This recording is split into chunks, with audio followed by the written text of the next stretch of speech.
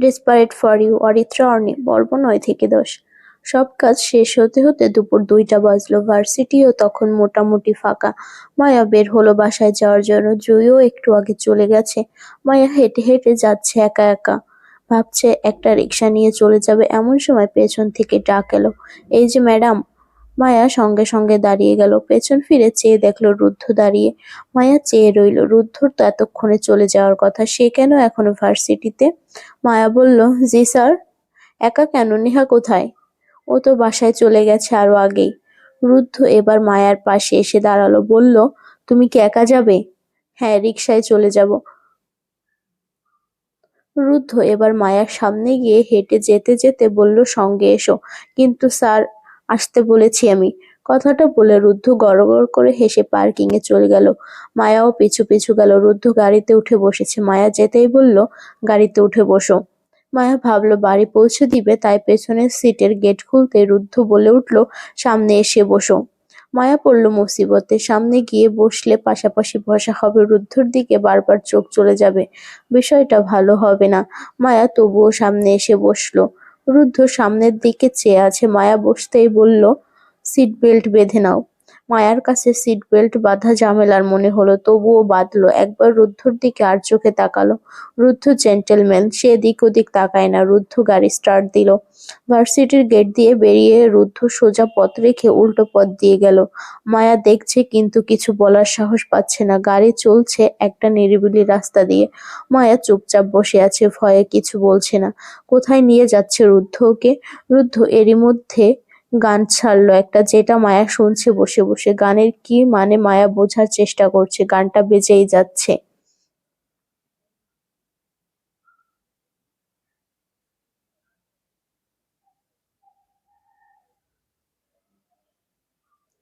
গাড়ি চলছে, সাথে এই গান। মায়া চুপ করে শুনছে শুধু, কিছু বলতেও পারছে না। গাড়ি এসে অনেকটা পথের পর থামলো একটা স্কুলের সামনে। মায়া দেখছে শুধু। এই রাস্তা মায়া এর আগে কখনো আসেনি। মায়া এবার চুপ করে থাকতে পারলো না। বলল, বাসায় যাব কখন? রুদ্ধ সিট বেল্ট খুলছিল। মায়ার কথা শুনে মায়ের দিকে চেয়ে বলল, ফুচকা খাও, এরপর নিয়ে যাব বাসায়। বসো, আসছি। কথাটা বলেই রুদ্ধ বেরিয়ে গেল। স্কুলের সামনে একটা ফুচকাওয়ালা বসেছে। মায়া হতবাক। রোজ ভার্সিটি থেকে ফেরার পথে নেহা আর ও ফুচকা খায়। এটা কখনো মিস যায় না। আজ মিস হতো, কিন্তু এবার সব মাথার উপর দিয়ে যাচ্ছে। মায়া গাড়িতে বসে রইল। কয়েক মিনিট পরে রুদ্ধ এক প্লেট ফুচকা নিয়ে ফিরে এলো। মায়াকে সেটা জানালা দিয়ে দিল। মায়া অবাকের পর অবাক হচ্ছে। রুদ্ধ ফের গাড়িতে এসে বসলো। মায়া প্লেট হাতে বসে আছে, খাচ্ছে না। এটা দেখে রুদ্ধ ইশারা করে বলল, খাচ্ছ না যে? কই, খাচ্ছি তো। মায়া কেমন তুতলে যায় রুদ্ধের সাথে কথা বলতে গেলে। রুদ্ধ মুচকি হাসলো। মায়া একটা ফুসকা মুখে দিতেই রুদ্ধ বলে উঠল, তুমি কি আমাকে ভয় পাও? মায়া সঙ্গে সঙ্গে কাশি উঠে গেল। রুদ্ধ দ্রুত পানের বোতল খুলে এগিয়ে দিল। মায়া পানি খেলো আগে। রুদ্ধকে ও ভয় পায় কিনা মায়া জানে না, কিন্তু ও সামনে আসলে মায়ার সব এলোমেলো লাগে।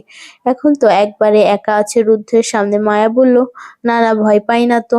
রুদ্ধ বুঝলো মায়া কমফোর্টেবল ফিল করছে না, তাই বলল, খাও। এরপর পকেট থেকে ফোন বের করে বসলো। মায়া জানালার দিকে ঘুরে ফুসকা খেলো। রুদ্ধ এরপর আবার গাড়ি স্টার্ট দিল। মায়া বলল, ধন্যবাদ স্যার। For what? লিফট আর ফুসকার জন্য। আমি আগেই বলেছি ম্যাডাম, আমার এমন শুকনো ধন্যবাদ চাই না। মায়া এবার ভুরু কুঁচকে বলল, ভেজা ধন্যবাদ কোথায় পাবো তাহলে? ভেজা ধন্যবাদ আপাতত দিতে হবে না, তুমি চাইলে অন্য কিছু দিতে পারো। মায়া চেয়ে রইল। অন্য কিছু মানে? কিসের কথা বলছে রুদ্ধ? মায়া বলল, কি কি সেটা? মায়া ফের তুতলে যাচ্ছে দেখে রুদ্ধ ঠোঁট চেপে হাসলো। এ কেমন ভীতু মেয়ের পাল্লায় পড়লো সে! একটা কথা বলতে গেলে 10 বার কথা এদিক ওদিক করে ফেলছে। রুদ্ধ বলল, গান শোনাতে পারো? আমি ইন্টারেস্টেড। মায়া গানের কথা শুনে চোখ বড় বড় করে ফেললো। বলল, আমার গান? মায়ের কথা শেষ হওয়ার আগে রুদ্ধ বলে উঠল, কখন শোনাবে বলো? নবীনবরণের দিন। রুদ্ধ মুহূর্তে বলে উঠল, ওইটা আলাদা ম্যাডাম, আমি একা শুনতে চাই। সমস্যা হলে বাদ দাও, লাগবে না। কথাটা বলে রুদ্ধ কেমন থমথমে হয়ে গেল। মায়া বুঝতে পারলো রুদ্ধ কি ওর উপর অধিকার দেখাচ্ছে। মায়া এটা ওটা অনেক কিছু ভাবলো। একটু গাড়ি একটুর গাড়ি বাসার সামনে এসে থামলো। মায়া নেমে গেল আগে, রুদ্ধ পরপর নেমে গেল। মায়ার পেছন পেছনে ৩ তলা অব্দি উঠলো।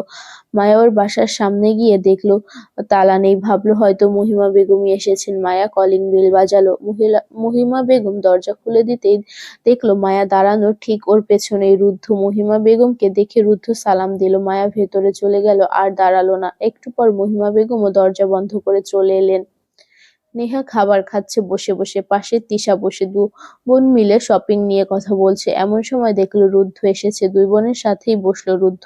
সাহেলা বেগম খাবার দিল রুদ্ধকে। তিশা রুদ্ধকে বলল, ভাইয়া বিয়ে শপিং শুরু হবে কিন্তু কাল থেকে, তুমি কিন্তু থাকবে সাথে। সময় পেলে থাকবো। রুদ্ধর ছোট উত্তর। ওরা কেউ আশা করে না যে রুদ্ধ শপিং এ থাকবে, কারণ ও কখনো এসবে থাকেনি। ওদের কথার মধ্যে হুট করে কোথা থেকে একটা একটা এলো দৌড়ে বাসার ভেতর। রুদ্ধর দিকে চেয়ে বলল, নিখিল ভাইয়ের সাথে মারামারি লাগছে, তাড়াতাড়ি চলেন। কথাটা শুনে রুদ্ধ খাবার রেখেই উঠে দৌড়ে গেল। পিছে পিছে নেহা আর তিশাও গেল। এটা নতুন না, মাঝে মাঝেই এলাকার ছেলেপেলের সাথে নিখিলের একচোট লেগে যায় খেলতে গিয়ে। নিখিল হয়েছে সবার উল্টা। যত রকম বদমাশি আছে জীবনের সব নিখিল করে ফেলেছে। ও শুধু রুদ্ধের নেওটা। রুদ্ধ বললে শুনে, না হলে কারো কথাও শুনবে না কখনো। রুদ্ধ গেট দিয়ে বের হতেই দেখলো রাস্তার আরেক পাশে অনেক ছেলেপেলে জড়ো হয়েছে। রুদ্ধ সেখানে দৌড়ে গেল আগে। তিশা আর নেহা গেটের সামনেই দাঁড়ালো। রুদ্ধ গিয়ে দেখলো নিখিল একটা ছেলের কলার চেপে ধরে মারতেই আছে। রুদ্ধ গিয়ে থামালো। নিখিল থামবে না তবুও বারবার বলল, ভাই ছাড়ো আমারে, ওরে আজকে মেরেই ফেলবো আমি। রুদ্ধ নিখিলকে টেনে আনলো এক প্রকার, একটু সাইডে এনে বলল, কি হয়েছে বল আমাকে, সমস্যা কি? কতবার নিষেধ করেছি তোকে আমি? নিখিলের চোখ মুখ লাল, রাগে ফুঁসছে। নিখিল বয়স কম, অল্পতেই রেগে যায়। একবারে রুদ্ধের মতো স্বভাব নিখিলের। রুদ্ধ নিখিলকে টেনে নিয়ে বাসার দিকে আসলো। নিখিল গেটের সামনে নেহাকে দেখে মনে হয় আরো চটে গেল। বলল, তুই এখানে কেন? যা বাসার ভেতরে, ভার্সিটি যাওয়া ছাড়া কোথাও বের হবি না তুই। নিখিলের কথা শুনে নেহা তো হতবাক। ও কি করলো? তিশাও অবাক। রুদ্ধ নেহা আর তিশাকে ইশারায় যেতে বলল ভেতরে। নেহা রাগে ফুসফুস করতে করতে চলে গেল। রুদ্ধ নিখিলের ঘাড়ে হাত রেখে কাছে আনলো নিখিলকে, বলল, কি হয়েছে বল আমায়, নেহার উপর রাগ ঝাড়ছিস কেন?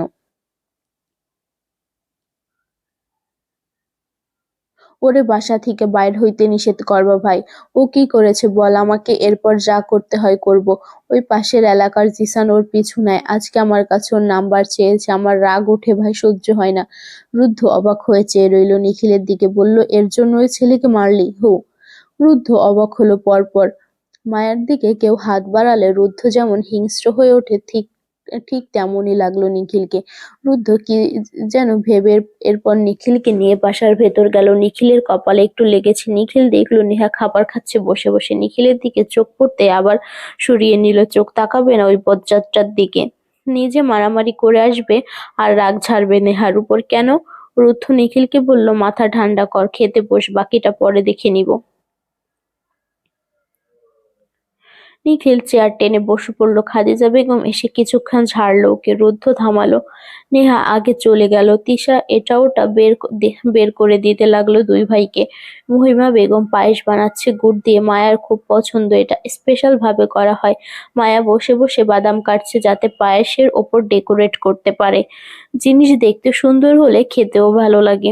মায়া সব ঠিক করে বসে আছে। মহিমা বেগম মাঝামাঝি সাইজের একটা বাটিতে করে এক বাটি পায়েস এনে মায়ার সামনে রাখলো। মায়া ঘ্রাণেই পাগল হয়ে গেছে। তাড়াহুড়ো করে একটা চামচ নিয়ে খেতে যাবে, মহিমা বেগম দিলেন ধমক।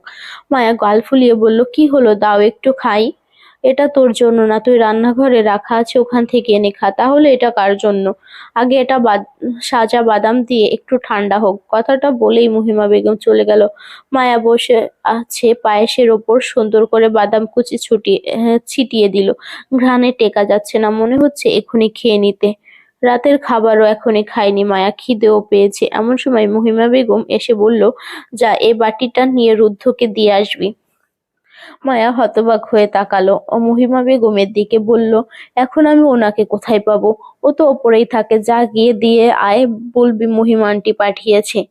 মায়া একটু ভাবলো, এখন রুদ্ধকে এটা দিতে গেলে আবার মনের ভিতর ঝড় শুরু হবে। আহা, তার বেলায় শুধু এমন হয়। মায়া গায়ে ওড়না জড়িয়ে পায়েসের বাটিটা হাতে নিয়ে বের হলো। এমনিই গরম বাটি, এমনি ধরে বেরিয়ে গেল। উপরে উঠতে উঠতে মায়ার হাত শেষ। মায়া এসে কলিং বেল বাজালো কয়েকবার, তবুও খুলছে না দরজা। মায়া আরো কয়েকবার বাজালো, এ পর পর বাজাতেই লাগলো।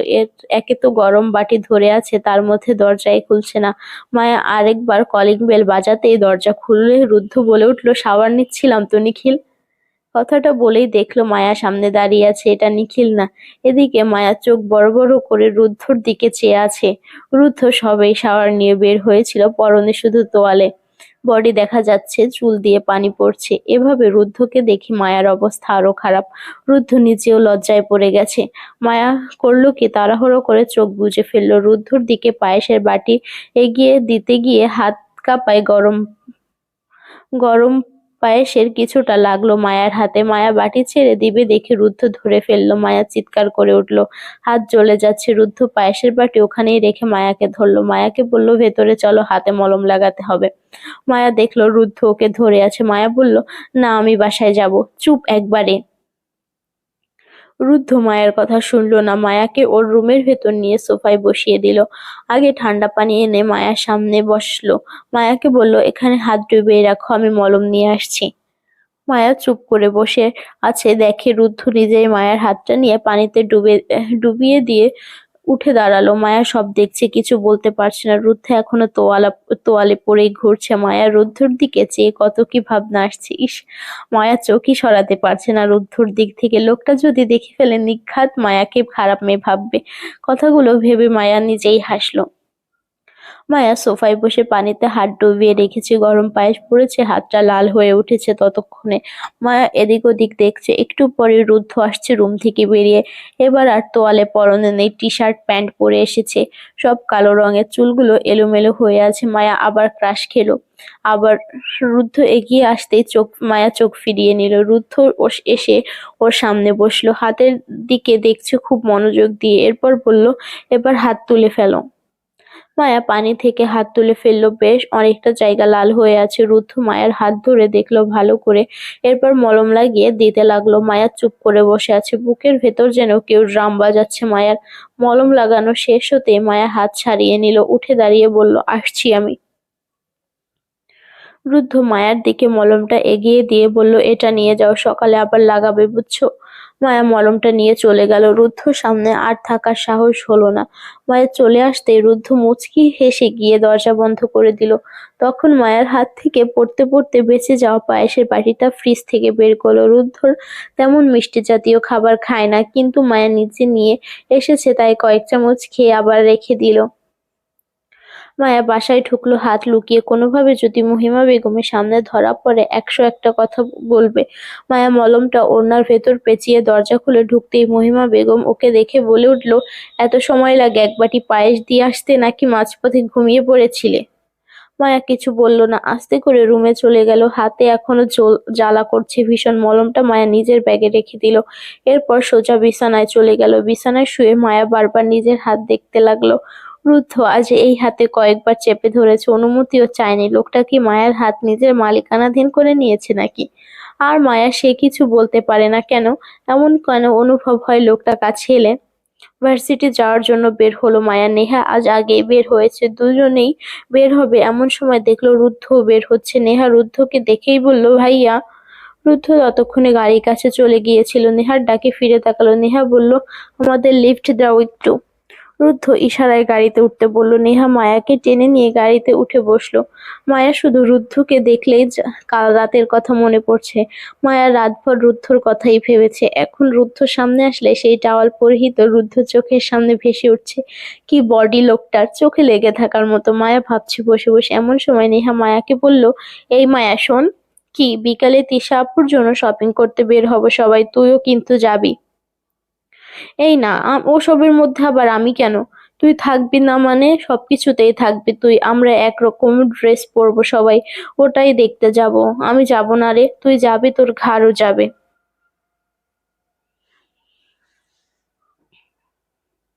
মায়া কিছু বলল না, চুপ করে বসে রইল। রুদ্ধ গাড়ি চালাচ্ছে আর একটু পরপরই সামনে থাকা গ্লাসের দিকে তাকাচ্ছে। সেখানে মায়ার মুখ দেখা যাচ্ছে। মায়া যে চুপ করে বসে আছে, একবারে কিউট লাগছে মায়াকে। রুদ্ধ তা দেখে মুচকি হাসলো। মেয়েটা যে কবে তার হবে। ভার্সিটিতে এসে ওরা শুধু রুদ্ধর ক্লাসটাই করলো। আজকাল কি যে হয়। মায়া মহা বিরক্ত হয় এতে। লিজা নামে ঢোঙি মেয়েটা রুদ্ধ স্যার বলে বলে মুখে ফেনা তুলে ফেলে। রুদ্ধও যে তার মেয়েটার উপর বিরক্ত তা তার মুখ দেখলেই বোঝা যায়, কিন্তু স্টুডেন্ট চাইলেই রুদ্ধ কিছু বলতে পারে না। কিন্তু মায়া কটমট করে, মুখ ঘুরিয়ে বসে থাকে। এসব দেখলেই মনে কষ্ট লাগে, ওসব দেখে লাভ নেই। ভার্সিটি থেকে এসে মায়া টুকটাক কাজ শেষ করে শাওয়ার নিয়ে বের হলো। নেহা বারবার বলে দিয়েছে সন্ধ্যায় ওদের সাথে শপিং এ যেতে।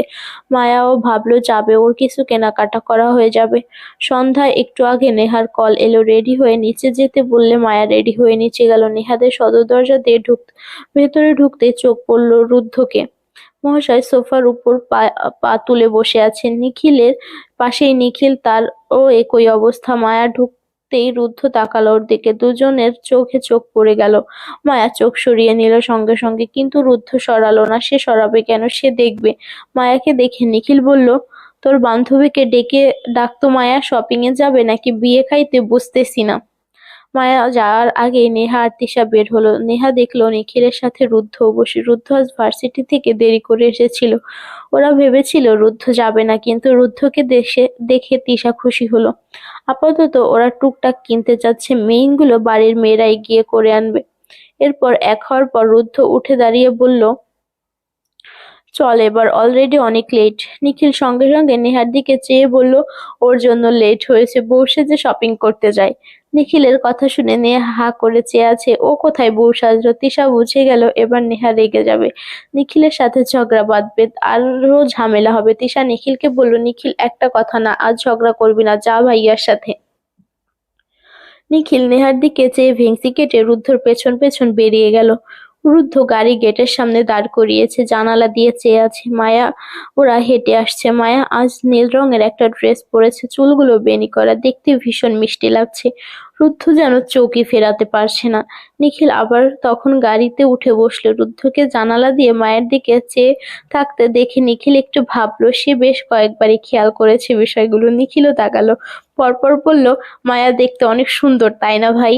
নিখিলের কথা শুনে রুদ্ধ ঘাড় ঘুরিয়ে নিখিলের দিকে তাকালো। নিখিল বলল, না মানে বললাম আর কি। রুদ্ধর ভুরু কুঁচকে বলল, নজর দিচ্ছিস? নিখিল সঙ্গে সঙ্গে দুই গালে হাত রেখে বলল, নাউজুবিল্লাহ। বড় ভাইয়ের জিনিসের দিকে কেউ নজর দেয়, আমি তো দরকার হলে পাহারা দিয়ে রাখবো আরো। রুদ্ধ সামান্য হেসে বলল, গুড।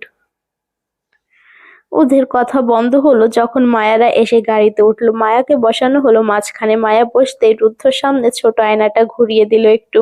নিখিল সব খেয়াল করছে, মনে মনে সে মহা খুশি। একটা প্রেমের বিয়ে হোক শুধু বাড়িতে। নিখিল এরপর আর থামবে না, মনে কত আশা নিয়ে বসে আছে সে। ওরা একটা শপিং মলের সামনে এসে নামলো। রুদ্ধ গেল গাড়ি পার্কিং এ রাখতে, এমন সময় সেখানে হুট করে আসিফ এলো, যেটা কেউ আশা করেনি। রুদ্ধ তখনই গাড়ি পার্ক করে রেখে এসেছে। নেহা আসিফকে দেখে একটু অবাকই হলো। নিখিল আসিফের সাথে কথা বলল। রুদ্ধ এসে বলল, তুই এখানে? আরে একটু আগে বললি না এখানে আসবি, তাই চলে এলাম। তিশা এবার হেসে বলল, খুব ভালো করেছেন ভাইয়া, প্রোগ্রামের দিনও থাকবেন কিন্তু। আসিফও হেসে বলল, আরে সে আর বলতে হয় নাকি। ওদের সবার কথার মধ্যে মায়া আর নেহা চুপ করে দাঁড়িয়ে আছে। মায়ার সামনাসামনি রুদ্ধ দাঁড়ানো। মায়ার পা ব্যথা করছে এবার। রুদ্ধ মায়ের দিকে আর চোখে তাকালো, পরপর বলল, চল ভেতরে, কেনাকাটা করতেও তো সময় লাগবে। হ্যাঁ হ্যাঁ চলো ভাইয়া। তিশা হেঁটে যাচ্ছে ওর সাথে। নেহা একটু পিছেই মায়া হাঁটছে, মায়ের পাশাপাশি রুদ্ধ। ওদের পেছনে আসিফ আর নিখিল। নিখিল আসিফকে বলল, রুদ্ধ ভাই যে কাউরে পছন্দ করে এটা আপনি জানেন আসিফ ভাই? পছন্দ? তোর মনে হয় এটা পছন্দ? রুদ্ধ ভালোবাসে, পাগল আশিক বলাই যায় রুদ্ধকে, বুঝলি? তাও মায়ার জন্য। কেন, সমস্যা কি? কোনো সমস্যা নেই, আমি তো চাই রুদ্ধ ভাই প্রেম করে বিয়ে করুক। আসিফ ভ্রু কুঁচকে বলল, কেন রে? তাইলে আমিও করতে পারবো আর কি। আসিফ কপাল চাপড়ে বলল, হায় রে বাটপার। মায়ার পাশাপাশি রুদ্ধ হাঁটছে। রুদ্ধ আজ কালো রঙের একটা শার্ট পরেছে, বরাবরের মতোই কিউট লাগছে রুদ্ধকে। ভার্সিটির বাইরে রুদ্ধ একবারে ভিন্ন লাগে মায়ের কাছে। রুদ্ধ হাঁটতে হাঁটতে বলল, তোমার হাতের কি অবস্থা এখন? মায়া মাথা নিচু করে হাঁটতে হাঁটতে বলল, ভালো। রুদ্ধ হুট করে দাঁড়িয়ে গেল, মায়ার সামনে এসে দাঁড়িয়ে বলল, কই দেখাও। কি দেখাবো? হাত। মায়া নিজের হাতটা রুদ্ধর সামনে তুলে ধরল। রুদ্ধ দেখলো ফুসকা পড়েনি, তবে লাল ভাবটা এখনো রয়ে গেছে। রুদ্ধ বলল, পেইন হয়? না না, তেমন কিছু হয় না। এরপর থেকে সাবধানে চলবে। এত তাড়াহুড়ো কেন তোমার সব কাজে? তাড়াহুড়া না তো। তাহলে কি ভয়? মায়া এমনিতে ছটফট করলেও রুদ্ধের সামনে এলে সব এলোমেলো হয়ে যায়। এটা মায়া রুদ্ধকে কি করে বলবে? মায়া রুদ্ধর দিকে চেয়ে রইল শুধু।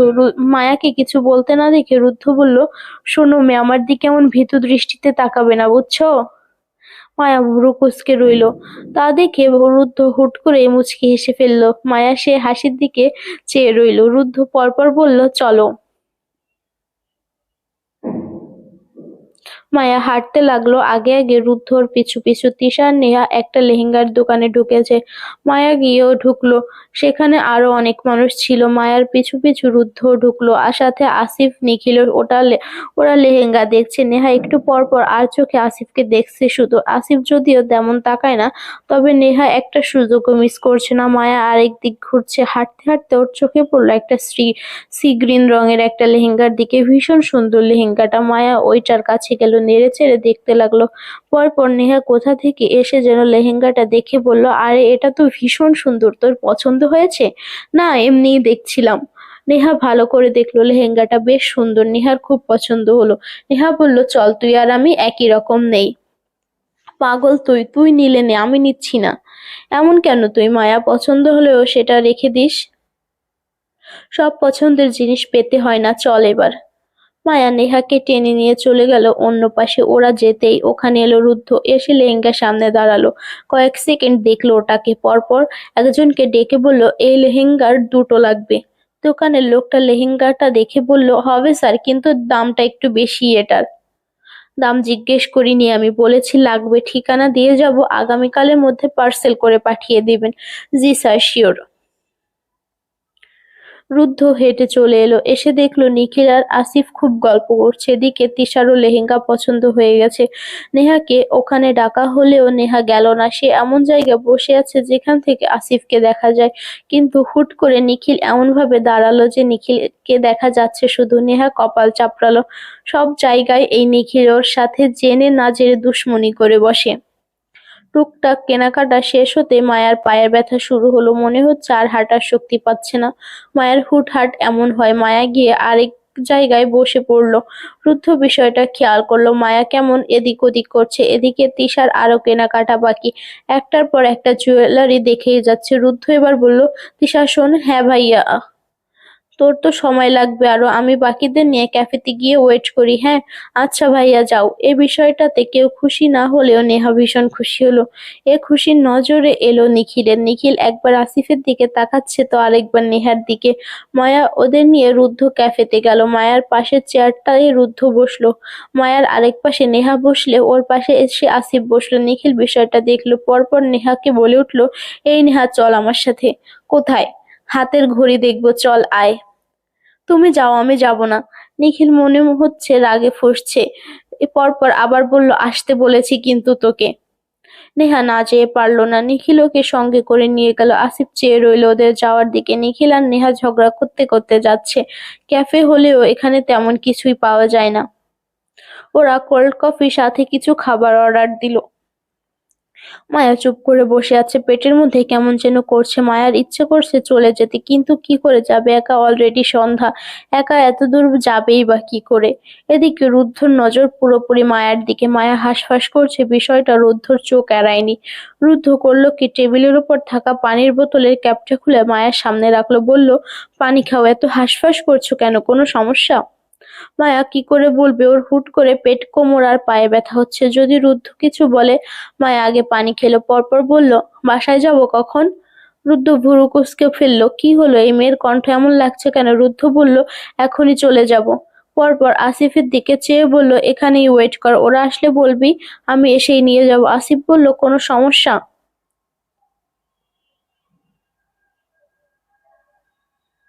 না, ওয়েট কর। রুদ্ধ পরপর মায়ের দিকে তাকালো, বলল চলো, বাকিরা ওদের আবার এসে নিয়ে যাব। মায়া উঠে দাঁড়ালো, পেটের তীব্র ব্যথা হচ্ছে। মায়া এবার ভয় পাচ্ছে, যা সন্দেহ করছে তাই হয়েছে বোধহয়। মায়ের অস্থির লাগছে, কেন যে আসতে গেল। মায়া আসিফের থেকে বিদায় নিয়ে সিঁড়ি দিয়ে নামতে গেলেই রুদ্ধর চোখ পড়লো মায়ের ব্যাক সাইডে। নীল জামার মধ্যে বোঝা যাচ্ছে ব্লাডের দাগ। রুদ্ধর সঙ্গে সঙ্গে আশেপাশে তাকালো, তেমন মানুষ নেই, তবুও মায়ের পেছনে পেছনে চলতে লাগলো। এই মেয়ে এত বোকা কেন? পার্কিং এ এসে রুদ্ধ মায়াকে গাড়িতে বসিয়ে দিয়ে দ্রুত গাড়িতে উঠে বসলো। মায়ার ব্যথা বাড়ছে শুধু। মাসের এই একটা দিন মায়া তীব্র ব্যথায় উঠে দাঁড়ানোর শক্তি পায় না। আজ তো বাইরে, না পারছে কিছু বলতে আর না পারছে সইতে। পাশে আবার রুদ্ধ। রুদ্ধ গাড়ি স্টার্ট দিল। মায়া চুপ করে বসে আছে। রুদ্ধ কিভাবে যে গাড়ি চালাচ্ছে শুধু ও জানে। অনেকটা সময় রুদ্ধ চুপ থাকলেও এবার পারলো না, বলে উঠলো, বেশি পেইন হচ্ছে? মায়া কথাটা শুনে রুদ্ধর দিকে তাকাতে রুদ্ধ বলল, আর 5 মিনিট, চলে এসেছি। মায়া চুপ রইল। 5 মিনিটের মাথায় বাসার সামনে এসে গাড়ি থামলো। মায়া নামার আগে রুদ্ধ বলল, মায়ার পেইনটা যেন আরো বেড়েছে, সাথে সাথে পায়ের ব্যথাটাও বাড়ছে। মায়া গাড়ি থেকে নামলো, কিন্তু হাঁটার শক্তি পাচ্ছে না, কেমন অস্বস্তি হচ্ছে। হাতে কিছু ব্যাগও আছে। রুদ্ধ এটা বুঝতে পেরে করলো কি, মায়াকে পাজা করে তুলে নিল পার্কিং থেকে। রাত এখন, আশেপাশে কেউ নেই। মায়া হতবাক হয়ে গেছে। রুদ্ধ এমন করবে ও কল্পনাও করেনি। এটা কি হচ্ছে? মায়া বলল, কি করছে? নামান আমাকে প্লিজ। চুপ, একবারে চুপ। এমন সময় কেউ বের হয়, ইডিয়েট। মায়া ধমক শুনে চুপ হয়ে গেল। রুদ্ধ সিঁড়ি দিয়ে উঠছে। মায়া আমতা আমতা করে বলল, আমি জানতাম না। নিজের পিরিয়ডের ডেট কে না জানে? সারা জীবন কি বাচ্চাই থাকবে? রুদ্ধকে মায়া আজ অন্য রূপে দেখছে। সিঁড়ি দিয়ে উঠছে আর মায়াকে বকছে। মায়া লজ্জায় মরে যাচ্ছে। মুখের উপর এভাবে বলছে রুদ্ধ, যেন মায়া ওর কত কালের চেনা। রুদ্ধ 3 তলার মেইন সিঁড়িতে এসে মায়াকে নামিয়ে দিল। পরপর মায়ার দিকে ঝুঁকে গেল। মায়া দেওয়ালের সঙ্গে মিশে গেল। মায়ার পুরো দুনিয়া ঘুরছে যেন। রুদ্ধ মায়ার চোখে চোখ রেখে বলল, লিসেন, এখন বাসায় ঢুকবে, ফ্রেশ হবে, এরপর পেইন কিলার নিয়ে সোজা বেডে যাবে, ওকে? মায়া চেয়েই আছে। রুদ্ধ মায়ের দিকে চেয়ে হুট করে করলো কি, মায়ের কপালে চুমু খেয়ে বসলো। রুদ্ধ বোধ হয় নিজেও জানে না আজও কি করছে। সব উলটপালট লাগছে। পরপর মায়াকে বলল, ভেতরে চলে যাও প্লিজ। তুমি আর 1 মিনিট আমার সামনে থাকলে অঘটন ঘটবে, প্লিজ যাও। কথাটা বলে রুদ্ধ সরে দাঁড়ালো। মায়া বড় বড় ঢোক গিলছে। ভয় পেয়েছে তা ওকে দেখেই বোঝা যাচ্ছে। মায়া দরজায় নক করার আগে রুদ্ধ ফের বলল, শোনো মে, জি, রেস্ট করবে গিয়ে, হাঁটাহাঁটি করবে না একদম। এ সময় এমনি শরীর নাজুক থাকে, তুমি তো বরাবরই নাজুক। মায়া চোখ বড় বড় করে তাকালো। এ কোন রুদ্ধকে দেখছে ও? কয়েক মুহূর্তের জন্য মায়া যেন সব ভুলে গেছে। রুদ্ধর দিকে চেয়ে থাকতে থাকতেই রুদ্ধ আবার সিঁড়ি দিয়ে নেমে গেল। মায়া দরজায় নক করলো। কয়েক মিনিট আগে কি হয়ে গেল ওর সাথে? রুদ্ধকে চুমু? না না, মায়া ভাবতে পারছে না রুদ্ধ এমন করলো কেন। তাহলে কি রুদ্ধ, এটা কি আসলেই সত্যি? মায়া কাকে বলবে এসব? যেখানে মায়া নিজেই কিছু বিশ্বাস করতে পারছে না, সব কল্পনা লাগছে।